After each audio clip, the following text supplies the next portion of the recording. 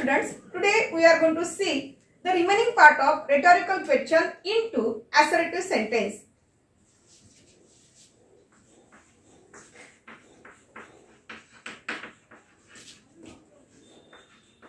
Rhetorical question into assertive sentence.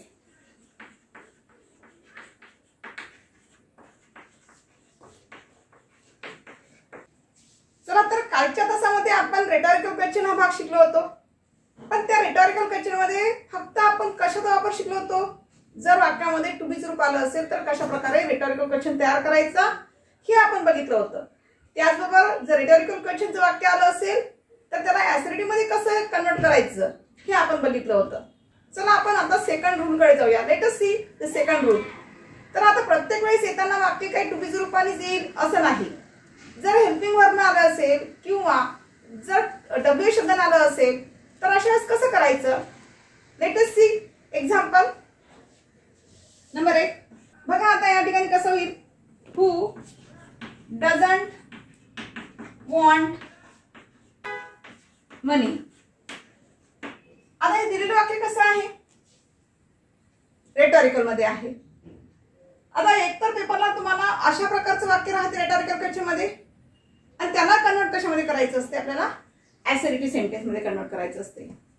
या दोन पैकी कुठलं तरी एक राहते पेपर मध्ये. एक तर ऍसर्टिव्ह सेंटेन्स दिलेलं असते तर तुम्हाला काय करायचं असते, रेटॉरिकल क्वेश्चन करायचं असते. ठीक आहे. तर आता या ठिकाणी सुरुवातीला काय दिसतो आहे, हु. हु हे काय आहे, डब्ल्यूएच क्वेश्चन आहे. बरोबर आहे. डब्ल्यूएच शब्दाने सुरुवात झाला म्हणजे डब्ल्यूएच क्वेश्चन झालेला आहे. कालच्या तासामध्ये आपण जे बघितलं होतं ते टू बी फॉर्म होते. Am, is, are, was, were जे काही आपण वाक्याच्या सुरुवातीला बघितले होते कालच्या पार्ट मध्ये, कालच्या व्हिडिओ मध्ये. तर त्या ठिकाणी तुम्हाला कशा पद्धतीने बनवायचं ते सांगितलं. मग आता आपल्याला हु वाक्यातून काढायचं नाहीये तर हु ऐवजी कोणता शब्द घ्यावा लागेल, तर हु ऐवजी तुम्ही एव्हरीवन असा पण शब्द घेऊ शकता. कारण आपल्याला काय करायचं आहे, ऍसर्टिव्ह सेंटेन्स मध्ये बनवायचं आहे. जनरली काय असते, ज्यावेळेस हुने वाक्य सुरू झालेलं असते तर त्यावेळेला त्या वाक्यामध्ये हा हु हा जर आलेला असेल तर अशा वेळेला त्या वाक्यामध्ये सब्जेक्ट नसतो. कारण हुची जी पोझिशन असते ती सब्जेक्ट म्हणूनच त्या ठिकाणी आपल्याला आन्सर मध्ये घ्यायचं असते. म्हणजे सब्जेक्ट आपल्याला शोधायचं असते. तर या ठिकाणी तुम्हाला डायरेक्टली सब्जेक्ट दिसणार नाही. कालच्या तासामध्ये आपण जसं की टू बीच्या रूपासमोर जर समजा इज ही रेडी असं असेल वाक्य तर अशा स्थितीत काय होतं, ही हा सब्जेक्ट दिसत होता. पण इथे तुम्हाला तसं काही सब्जेक्ट दिसतोय का मित्र, नाही. इथे तुम्हाला दिसणार नाही. कारण हु ने जर सुरुवात झाली असेल प्रश्नाची तर अशा वेळेस त्या ठिकाणी त्या वाक्यामध्ये सब्जेक्ट हा नसतोच. मग अशा वेळेस आपल्याला जर ऍसर्टिव्ह बनवायचं असेल, विधान वाक्य जर बनवायचं असेल तर अशा वेळेस आपण कोणता शब्द वापरला पाहिजे, तर अशा वेळेस आपण कोणता शब्द वापरला पाहिजे, एव्हरीवन हा शब्द वापरला पाहिजे. कारण हु डझंट वॉन्ट मनी, प्रश्न काय विचारलाय, हु डझंट वॉन्ट मनी, पैसे कुणाला नको आहेत, नाही का, सगळ्यांनाच पैसे पाहिजे आहेत. बरोबर आहे. मग अशा वेळेस काय वापरायचं, आपल्याला ऍसर्टिव्ह बनवायचं आहे. ऍसर्टिव्ह बनवताना सरळ सरळ काय घ्यायचं आहे, एव्हरीवन. एव्हरीवन. आता आपल्याला हा झाला तुमचा सब्जेक्ट झाला. बरोबर आहे. कारण हुला आपल्याला घ्यायचं नाहीये. हु ऐवजी कोणता शब्द वापरायचा आहे, एव्हरीवन वापरायचा. म्हणजे सगळ्यांना पैसा हवा आहे. इथे म्हणते पैसा कोणाला नको आहे, पैसा कोणाला नको आहे, सगळ्यांनाच हवा आहे. तर इथे आता काय आलं वाक्य, सेकंड स्टेप आठवायची. सेकंड स्टेप काय सांगितली होती, जर वाक्य निगेटिव्ह आलं असेल तर ते काय करायचं, आपल्याला अफर्मेटिव्ह बनवायचं आहे. मग हा जो नॉट आहे हा नॉट कशाला लागून आलेला आहे, डजला. म्हणजे या डजचा बदल कशामध्ये करावा लागेल, तुम्हाला या वर्ब मध्ये करावा लागेल. कारण हे जे आलेलं आहे हे काय तुमचं वर्ब आहे. ठीक आहे. हे वर्ब आहे. त्यामुळे हा नॉट तो ओमिट होऊन जाईल वाक्यामधून, म्हणजे निघून जाईल. पण या डजला आपल्याला जशा तसं घेता येणार नाही. तर या ठिकाणी या डजचा बदल कशामध्ये करायचा आहे, या वर्ब मध्ये करायचा आहे. म्हणजेच काय होईल, या ठिकाणी हे मेन वर्ब झालं आणि डज असल्यामुळे या ठिकाणी काय होईल, यस करायला लागेल. म्हणजेच वॉन्ट्स, एव्हरीवन वॉन्ट्स. आणि हे जे ऑब्जेक्ट आहे हे ऑब्जेक्ट जशा तसं घेऊन घ्या शेवटी, आणि शेवटी फुल स्टॉप. मनी. बघा आन्सर कसं झालेला आहे, एव्हरीवन वॉन्ट्स मनी. प्रत्येकाला पैसा हवा आहे. अशा प्रकारचं तुमचं ऍसर्टिव्ह सेंटेन्स तयार होईल. म्हणजे डब्ल्यूएच फॉर्म मध्ये जर हुने सुरुवात झालं असेल प्रश्न तर अशा वेळेस त्या ठिकाणी कोणता शब्द वापरायचा सब्जेक्ट म्हणून तुम्हाला विद्यार्थी मित्रांनो एव्हरीवन म्हणून वापरायचा असतो. चला दुसऱ्या वाक्याकडे वळूया. सेकंड सेंटेन्स बघूया. How is it possible, how is it possible कुठला डब्ल्यू शब्द आलेला आहे, हाऊ आलेला आहे, या ठिकाणी हाऊ आलेला आहे, पण हाऊ इज इट पॉसिबल असं दिलेलं आहे. तर या वाक्यामध्ये तुम्हाला डब्ल्यू शब्द जरी आलेला असेल वाक्याच्या सुरुवातीला, तरी या वाक्यामध्ये तुम्हाला काय दिसते आहे, इथे टू बीज फॉर्म दिसते आहे, इथे सब्जेक्ट दिसतो आहे, आणि हे जे रिमेनिंग पार्ट ऑफ सेंटेन्स आहे किंवा रिमेनिंग पार्ट ऑफ वर्ड्स आहे दॅट इज ऑब्जेक्ट. या ठिकाणी ऑब्जेक्ट पण आलेला आहे. मग अशा वेळेस आपण काय करणार, सगळ्यात पहिले हाऊला कट करून टाकायचं. या ठिकाणी दिलेलं वाक्य जे आहे, दिलेले रेटॉरिकल क्वेश्चन जे आहे, ते दिलेलं सेंटेन्स हे कसं आहे. आता या वाक्यामध्ये अफर्मेटिव्ह क्वेश्चन दिसतो आहे, होकारार्थी क्वेश्चन दिसतो आहे. तर अशा वेळेस याला काय करावं लागेल, आपल्याला मोड कशामध्ये करावं लागेल, निगेटिव्ह मध्ये करावं लागेल. चला सब्जेक्टला इकडे घेऊन या. म्हणजे सब्जेक्ट कोणता झालेला आहे तुमचा, इट हा सब्जेक्ट झालेला आहे. ठीक आहे. आणि इज ए टू बीज फॉर्म आलेला आहे. चला आपल्याला टू बीज फॉर्म म्हणजे हे जे आहे हे काय आहे तुमचं, टू बीज फॉर्म आहे.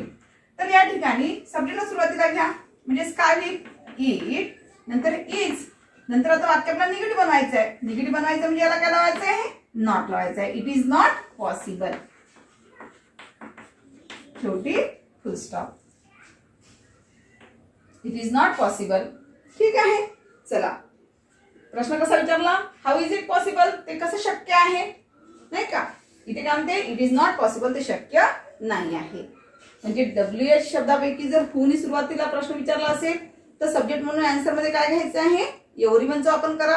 जर हाऊनी प्रश्न विचारला असेल तर अशा वेळेला वाक्यात सब्जेक्ट म्हणून काय आलेला आहे, कोणता सब्जेक्ट आलाय पहिले, म्हणजे तुम्हाला बारकाईने निरीक्षण करायचं आहे. त्यानंतर तशा पद्धतीने त्याची काय करायचं आहे, तुम्हाला पॅटर्न ठेवायचं आहे, वाक्याचं स्ट्रक्चर बनवायचं आहे. ठीक आहे विद्यार्थी मित्रांनो. नेक्स्ट सेंटेन्स कडे जाऊया. Didn't you know this. Didn't you know this दिलेला आहे, म्हणजे याचा अर्थ काय झाला, तुला हे माहिती नव्हतं का, तुला हे माहिती नव्हतं का. वाक्य कसं आहे, रेटॉरिकल मध्ये आहे. रेटॉरिकल मध्ये आपण कसं आहे, निगेटिव्ह आहे. आता तिसरी कंडिशन म्हणजे डोक्यात आलेली असेल, इथे निगेटिव्ह आहे, पण नेमकं निगेटिव्ह काय आहे, डब्ल्यू शब्द आलेला आहे का निगेटिव्ह, नाही. मग हा जो नॉट आहे, हा नॉट कशाला लागून आलेला आहे, या टू डूज फॉर्मला लागून आला आहे.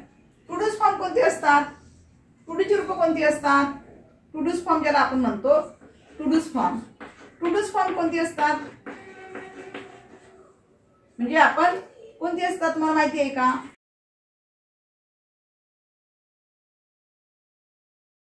Do, does, did. ठीक आहे. आता या ठिकाणी हा जो नॉट लागून आलेला, हा कशाला लागून आलेला आहे, डीडला. म्हणजे डीड काय दर्शवते तुम्हाला, डीड काय इंडिकेट करते, पास्ट टेन्स. चला आता आपण एक लक्षात घ्यायचं, आपल्याला काय करायचं आहे, आपल्या स्ट्रक्चरनुसार जायचं आहे.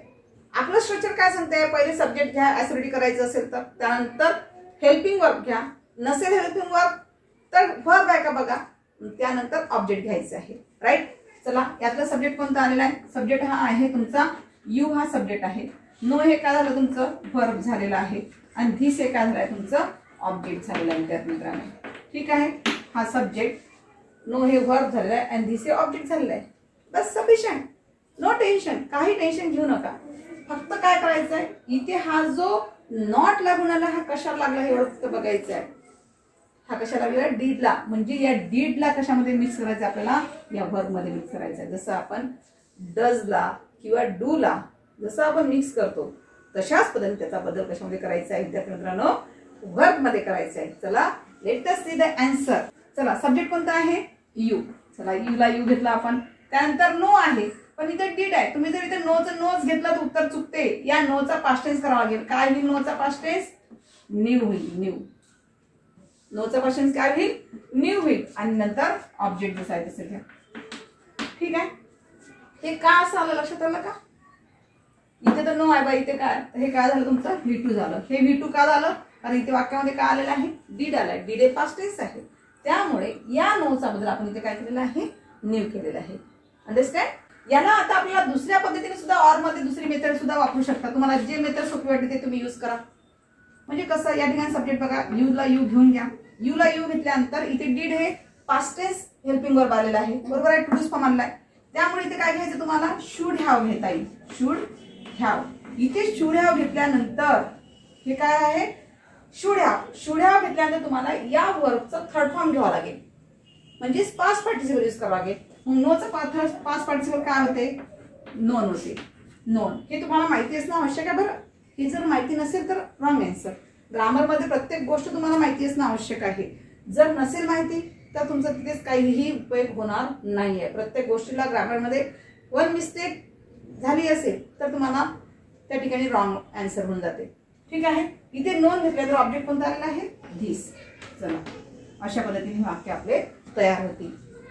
म्हणजे जर डिडंट आलं असेल तर तुम्ही डायरेक्ट याच्यामध्ये कशाचा बदल करायचा आहे? व्हर्बचा बदल करायचा आहे. जे दिलेल्या वाक्यामध्ये जे व्हर्ब आलेलं असेल त्या व्हर्बचं काय करायचं आहे? Past tense. आता तुम्हाला विद्यार्थी मित्रांनो मी एक वाक्य देते, ते एका वाक्याचं कसं करता येईल ऍसोसिएटेड सेंटेन्स मला सांगा बरं. तर यासाठी मला नक्की कमेंटमध्ये कळवा. डझंट